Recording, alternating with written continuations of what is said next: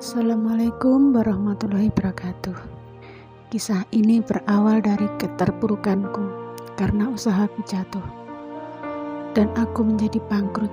Singkat cerita, aku seorang janda yang sudah tidak muda lagi, bahkan menjelang di ujung usia. Dan sungguh menyedihkan, di saat usia yang sudah tidak muda lagi, usahaku jatuh dan aku menjadi miskin seketika. Hidupku terbalik ke 99 derajat. Yang biasanya memegang uang ratusan juta rupiah kini hanya untuk makan saja aku kesulitan. Ketika usahaku masih jaya, aku mempunyai sangat banyak teman. Temanku berasal dari berbagai kalangan. Kami sering bepergian bersama dan makan bersama. Saat itu uang bagiku tidaklah masalah. Siapapun yang membutuhkan, pasti aku akan memberikannya. Aku juga sering memberi sumbangan ke berbagai yayasan. Hidupku sangat bahagia saat itu. Aku tidak henti-hentinya bersyukur.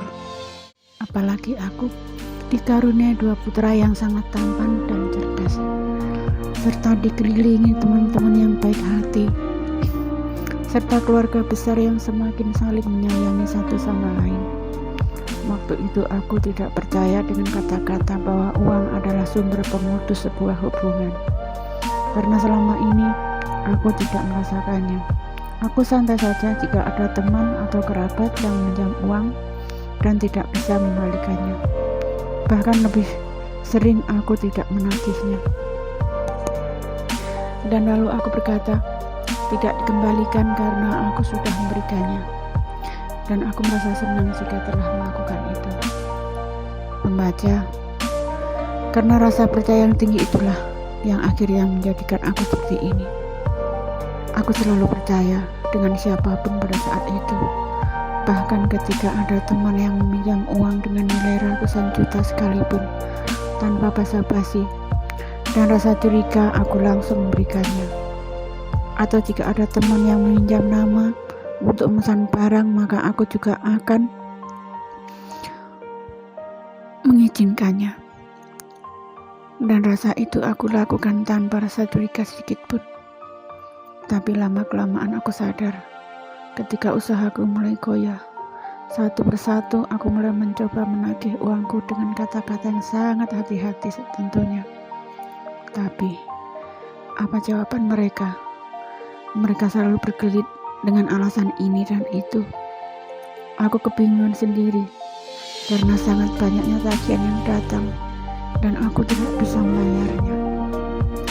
Dan akhirnya aku harus menjual sebagian aset, mobil, dan semua perhiasanku juga ludes untuk membayar tagihan dari pabrik. Itu pun masih belum cukup. Belum bisa lunas karena hutang yang macet di orang-orang begitu banyak. Dan akhirnya aku tidak bisa lagi memesan barang daganganku karena pabrik memakai sistem. Akhirnya usahaku tutup total dan pabrik terus menagihku setiap hari. Bisa dibayangkan bagaimana situasiku saat itu. Dan satu-satunya temanku mulai mundur menjauhi aku dan bahkan ada yang berpura-pura tidak mengenalku. Dan bahkan ada yang langsung memblokir kontakku jika aku menelponnya. Aku berusaha minta pertolongan ke sana kemari, tapi hasilnya nol. Dan yang lebih menyakitkan lagi, aku berusaha minta tolong kepada keluarga yang saya anggap mampu, yang dulunya juga pernah aku tolong. Tapi apa hasilnya? Pesan-pesanku hanya dibaca tanpa dibalasnya. Pembaca, bisa Anda bayangkan bagaimana rasanya? Sakit yang luar biasa. Saat itu aku bisa mengelus dada. Beginilah orang jika tidak punya uang. Aku hanya bisa bersabar dan berusaha mendekatkan diri kepada Tuhan. Aku hidup menyendiri tanpa teman dan tanpa siapapun. Aku seperti orang putus asa karena tak satu pun orang yang bisa saya ajak bicara. Aku merasa benar-benar sendirian di dunia ini. Dan saat itulah aku mulai mengenal Phoebe karena aku merasa sendiri dan tidak ada yang bisa saya ajak bicara. Tidak ada salahnya aku membuat Phoebe, dan dari sinilah cerita itu dimulai. Jujur, aku agak terhibur ketika buka Phoebe. Aku sedikit agak lupa dengan kesedihanku. Dan ternyata banyak orang-orang yang minta pertemanan dengan aku, tapi aku jarang menerimanya karena kepercayaanku pada orang lain mulai hilang. Dan salah satunya ada seorang pemuda mengirim pertemanan denganku. Namun aku tidak menghiraukannya. Bahkan aku menghapusnya. Tapi beberapa minggu kemudian dia mengirim lagi. Dan aku mencoba membuka profilnya. Dan setelah aku melihat profilnya, aku tidak tertarik sama sekali. Lalu aku membiarkannya lagi, karena saya anggap dia bukan anak muda, tapi bahkan masih anak-anak. Ketika itu pada siang hari, aku menerima tamu orang-orang pabrik yang datang mencariku dan membawa setumpuk tagihan yang harus segera dibayar. Aku sangat bingung sekali dari mana aku harus mendapatkan uang. Sedangkan mencari pinjaman 100.000 pun aku sulit. Apalagi hutang yang ratusan juta. Ya Allah. Aku hanya bisa menyebut namanya. Lalu aku sholat duhur agar jiwaku tenang. Dengan tangan gemetar aku mengambil HP-ku, ingin mencari seseorang yang bisa aku ajak bicara. Tapi aku tidak menemukannya, karena temanku semua pergi. Lalu aku ingat dengan pemuda itu, dan iseng-iseng aku menerimanya. Dan selang 1 jam kemudian, aku kaget ada orang yang mengirim pesan lewat Messenger. Dan ternyata pemuda itu mengucapkan terima kasih karena aku telah menerima pertemanannya. Dan aku menjawabnya karena kata-katanya sangat sopan sekali. Setelah itu, dia sering mengirim aku pesan. Awalnya aku enggan karena dia masih sangat muda, dan yang pasti tidak akan nyambung jika ngobrol dengan dia. Tapi ternyata aku salah. Dia sangat enak diajak bicara, dan dia pemuda yang sangat cerdas. Dan akhirnya aku sering curhat ke dia. Dia mampu mengimbangi semua ceritaku, dan dia kadang menjadi pendengar yang baik, dan sesekali memberi aku saran. Lama-kelamaan aku merasa nyaman ngobrol dengan dia, dan aku lupa jika umurnya masih sangat muda karena pemikirannya sangat dewasa. Dan yang membuat aku lebih kaget lagi, ketika aku curhat tak seorang pun yang menghiraukan aku di sini.